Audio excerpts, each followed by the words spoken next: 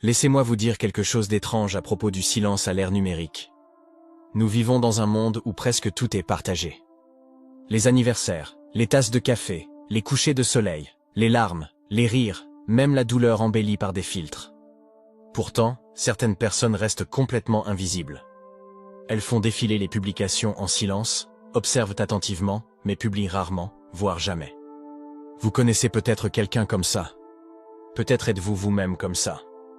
Et voici la question qui reste toujours dans l'esprit des gens. Pourquoi ? Pourquoi quelqu'un choisirait-il de rester invisible alors que le monde entier semble réclamer de l'attention ? Il est facile de supposer que les personnes qui ne publient rien sont simplement timides ou introverties. Mais ce n'est pas tout. Sous la surface, toute une psychologie est à l'œuvre. Une psychologie qui en dit long sur la nature humaine, la perception de soi et la rébellion silencieuse contre une culture obsédée par la visibilité. Vous voyez, pour certaines personnes, le silence n'est pas un vide. C'est le contrôle. C'est le pouvoir de choisir ce que le monde ne doit pas savoir. Car, que nous l'admettions ou non, les réseaux sociaux ont subtilement remodelé la façon dont nous nous définissons. Ils récompensent l'ostentation. Ils louent le bruit. Et pourtant, ceux qui restent dans l'ombre sont souvent ceux qui voient tout le plus clairement. Ils observent sans avoir besoin d'intervenir. Ils réfléchissent avant de réagir. Ils analysent avant de juger. Les psychologues ont fait une découverte fascinante. Les personnes qui s'abstiennent de publier fréquemment obtiennent souvent des scores plus élevés en matière de maîtrise de soi, d'introspection et d'indépendance émotionnelle. Elles ont tendance à être moins influencées par la comparaison sociale et la validation externe. En d'autres termes, elles n'essaient pas de prouver qui elles sont. Elles essaient de le comprendre. Et dans un monde submergé par les performances, c'est rare. Car soyons honnêtes, la plupart de ce que nous publions n'est pas seulement de la communication. C'est une construction identitaire. C'est une audition inconsciente pour trouver sa place. Chaque légende, chaque photo, chaque mise à jour de statut dit « Voici qui je suis ». Êtes-vous d'accord? Mais lorsque vous cessez de publier, quelque chose change. Vous commencez à dissocier votre valeur des applaudissements numériques. Vous cessez de penser en termes de légende. Vous recommencez à vivre les moments pour vous-même plutôt que pour un objectif. Et c'est là le secret psychologique qui se cache derrière beaucoup de gens qui ne publient pas. Ils recherchent l'authenticité. Dans un espace où tout semble mis en scène. Ils ne détestent pas les réseaux sociaux. Ils ne s'y reconnaissent tout simplement plus. Il ne s'agit pas d'être anti-technologie ou anti-social. Il s'agit plutôt de refuser de réduire sa vie à quelques moments forts. Car quand on a vu à quel point il est facile de manipuler la perception, on commence à apprécier ce qui ne peut pas être publié. Le silence, la profondeur, l'imperfection, la vérité.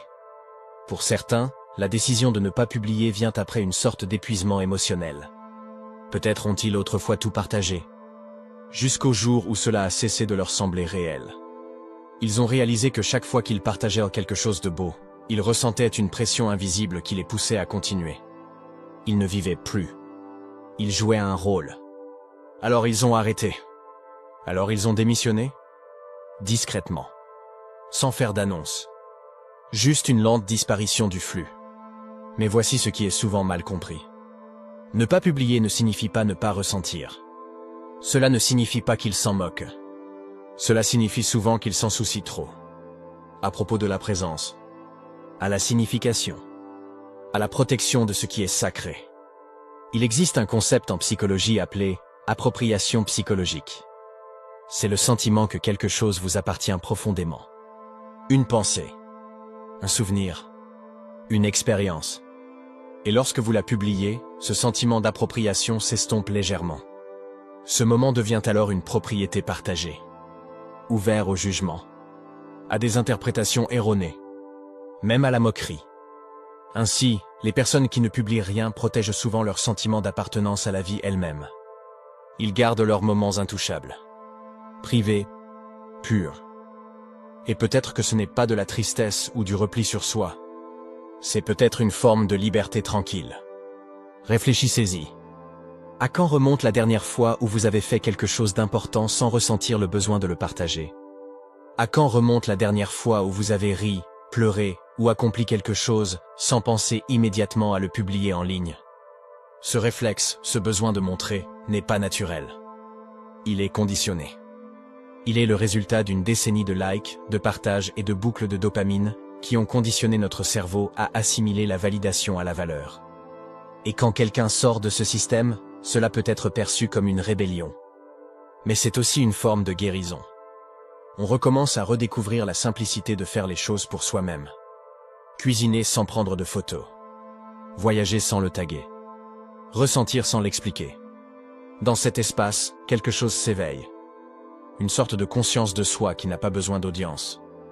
Mais tous ceux qui ne publient rien ne le font pas dans un esprit de paix. Certains sont motivés par la peur. La peur du jugement, du rejet ou d'être mal compris. Les réseaux sociaux ont amplifié une forme subtile d'anxiété que les psychologues appellent la pression de l'image de soi. Il s'agit de la conscience constante d'être observé, même lorsque ce n'est pas le cas. Et pour beaucoup, c'est épuisant. Ils craignent que leurs propos soient mal interprétés. Ou pire, ignorés. Ils se replient donc sur eux-mêmes. Non pas parce qu'ils ne veulent pas communiquer, mais parce que le prix à payer pour être visible leur semble trop élevé. Ils veulent être vus, mais seulement de manière authentique, pas superficiellement. Et ironiquement, ce sont parfois les personnes les plus discrètes en ligne qui ont les pensées les plus bruyantes dans leur tête. Elles ne sont pas absentes. Elles débordent. Elles choisissent simplement le calme plutôt que le spectacle. Ce silence recèle une profonde connotation philosophique. Dans un monde qui ne cesse de dire « Regardez-moi », choisir l'invisibilité devient une forme d'affirmation de soi. C'est comme dire « J'existe au-delà de votre perception ». Ils peuvent parcourir la vie des autres, acquiescents, souriants, parfois souffrants. Mais ils se projettent rarement. Car ils comprennent quelque chose que la plupart des gens ignorent. Tout ce que vous vivez n'est pas forcément destiné à être vu. Parfois, les choses les plus profondes de la vie, la croissance, le deuil, la transformation, se produisent tranquillement, sans être vues, sans être publiées. Et lorsque vous avez vécu suffisamment de ces transformations privées, vous commencez à réaliser qu'être invisible n'est pas synonyme d'être insignifiant. C'est en fait là que l'identité se forme, sans être mise en scène. C'est là que réside le paradoxe. Les réseaux sociaux ont été conçus pour nous connecter. Pourtant, ils laissent souvent les gens se sentir plus isolés que jamais. Lorsque vous ne publiez rien, vous cessez de rechercher la proximité numérique et commencez à reconstruire des liens réels. Vous commencez à remarquer qui prend de vos nouvelles sans avoir besoin de mise à jour. Vous découvrez qui se souvient de vous sans que vous ayez besoin de le lui rappeler. Ce type de connexion, brute, non diffusée, semble plus forte, plus chaleureuse et infiniment plus réelle. Et les personnes qui ne publient rien vivent dans cet espace. Elles construisent des relations qui n'ont pas besoin d'être prouvées. Elles trouvent du réconfort dans les moments non partagés. Et elles laissent la vie se dérouler sans la transformer en contenu. Cela concerne également la sécurité de l'identité. Savoir qui vous êtes, même quand personne ne vous regarde.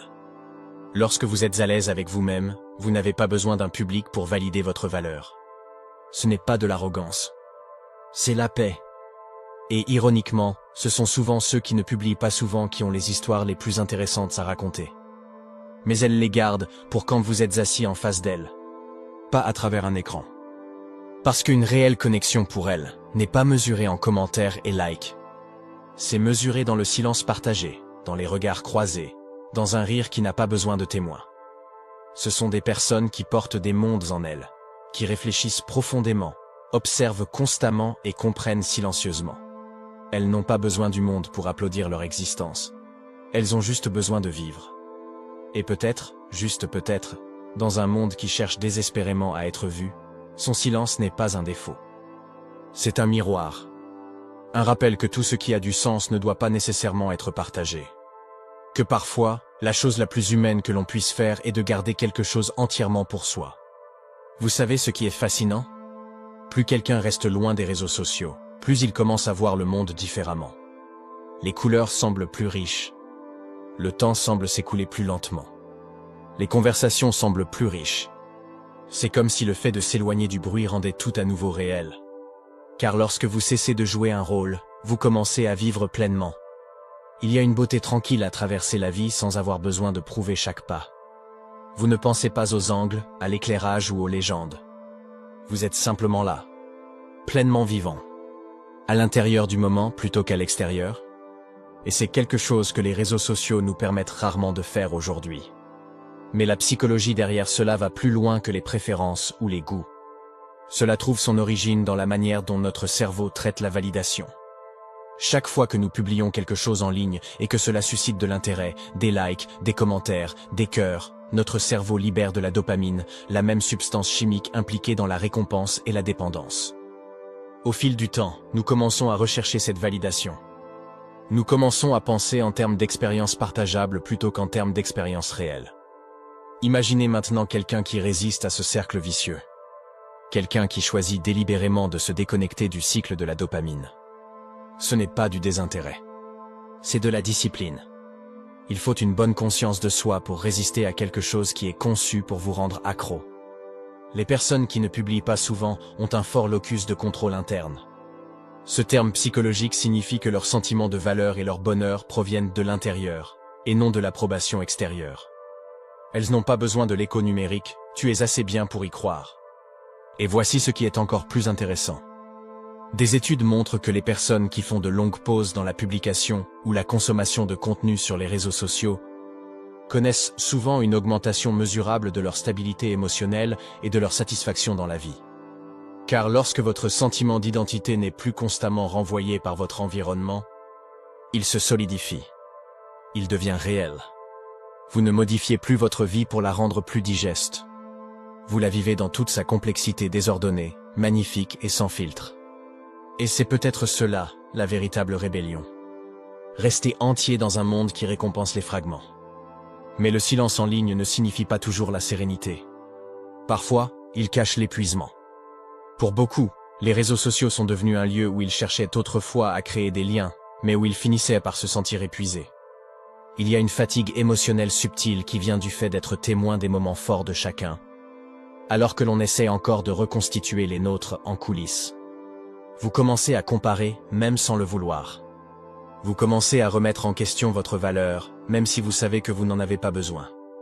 Et finalement, certaines personnes décident de s'éloigner. Non par amertume, mais par instinct de survie. Elles réalisent qu'elles ne doivent pas de performance au monde. Elles ne doivent aucune explication pour leur silence. Et elles n'ont pas besoin de continuer à prouver qu'elles sont heureuses pour être crues. C'est l'une des vérités tacites de cette génération. Nous avons confondu visibilité et valeur. Nous partons du principe que pour compter, nous devons être remarqués. Mais la véritable importance n'a pas besoin de témoins. Certains des moments les plus significatifs de votre vie, ceux qui façonnent votre personnalité, se produiront sans qu'une seule personne ne les observe. Pas de caméra, pas de légende, pas de public. Juste vous. Et c'est peut-être ce que ceux qui ne publient rien comprennent le mieux. Ils savent que l'intimité n'est pas synonyme de solitude. C'est une intimité avec soi-même. Car lorsque vous cessez de diffuser chacune de vos pensées, vous recommencez à entendre les vôtres. Tu recommences à te reconnecter avec les parties de toi-même qui s'étaient perdues dans le bruit. Vos désirs secrets, vos peurs inexprimées, votre boussole intérieure. Et c'est quelque chose de profondément spirituel dans le monde d'aujourd'hui. Ce n'est pas un retrait. C'est un retour aux sources. Bien sûr, ce n'est pas toujours paisible. Il y a des moments de doute où l'on se demande si le silence nous rend invisibles. On a l'impression de prendre du retard, alors que tout le monde progresse. Mais avec le temps, vous commencez à remarquer quelque chose de magnifique. Votre valeur ne disparaît pas quand personne ne vous regarde. Elle est toujours là, immuable, comme le murmure d'une pièce silencieuse après une tempête. Et c'est peut-être cela, la véritable confiance en soi. Ce n'est pas la déclaration bruyante de soi en ligne, mais l'assurance calme de soi hors ligne. Certaines personnes disent, si tu ne l'as pas publié, est-ce que cela s'est vraiment produit? Mais la vérité, c'est que les choses qui vous façonnent le plus rarement apparaissent dans votre fil d'actualité. Votre évolution, vos chagrins, vos victoires personnelles, vos actes de gentillesse discrets. Ils vivent dans la mémoire, pas dans les médias. Et peut-être que cela suffit. Lorsque les psychologues parlent d'expression authentique de soi, ils mettent l'accent sur la cohérence. L'alignement entre qui vous êtes à l'intérieur et qui vous montrez au monde. Mais à l'ère des filtres, cet alignement est constamment faussé. Vous commencez à vivre comme une version de vous-même, conçue pour être approuvée. Ainsi, lorsque quelqu'un choisit de ne pas publier, C'est peut-être sa façon de rester cohérent, de préserver cette fragile vérité entre son monde intérieur et extérieur. Il n'a pas besoin que tout le monde voie ce qu'il ressent pour valider que c'est réel. Il n'a pas besoin de capturer chaque coucher de soleil pour se souvenir de ce qu'il a ressenti. Il vit sa vie pleinement et tranquillement. Et voici le paradoxe. Ceux qui vivent tranquillement ressentent souvent la vie le plus intensément. Ils ne se laissent pas distraire par les apparences. Ils absorbent les détails que les autres manquent. La façon dont la lumière change sur un mur. La pause avant que quelqu'un ne parle. Le son d'un rire lointain. Ils sont présents. Et la présence est la denrée la plus rare dans un monde fondé sur l'attention. Mais parfois, cette présence même les rend incompris. Les gens peuvent les qualifier de distants, mystérieux, voire froids. Pourtant, si l'on y regarde de plus près, leur silence n'est pas vide. C'est de la profondeur. C'est le calme qui vient du fait de ne plus avoir besoin de s'expliquer pour être compris. Il y a une confiance tranquille qui vient du fait de ne pas avoir besoin d'être connu de tous. Il suffit d'être compris par quelques-uns. Et c'est ce que comprennent le mieux les personnes qui ne publient rien. Ils savent que toutes les vérités ne sont pas destinées au grand public. Que certaines parties de vous méritent de rester à l'abri des algorithmes et des opinions.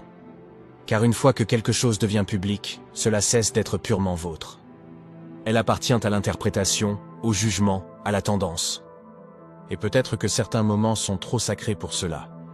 Alors la prochaine fois que vous remarquerez quelqu'un qui ne publie jamais rien, ne supposez pas qu'il se cache. Peut-être est-elle simplement en train de vivre. Peut-être a-t-il trouvé la paix dans les coins tranquilles de l'existence. Ceux qui ne sont pas éclairés par la lueur bleue d'un écran. Peut-être sont-ils ceux qui se sont souvenus de ce que nous avons tous oublié. Que le fait d'être invisible ne signifie pas être seul. Que le silence ne signifie pas le vide. Que parfois, le silence est la plus authentique expression de qui vous êtes. Car au final, nous ne sommes pas censés être des acteurs. Nous sommes faits pour être des personnes. Et les personnes qui ne publient rien nous le rappellent. Chaque jour calme, sans filtre, magnifiquement invisible.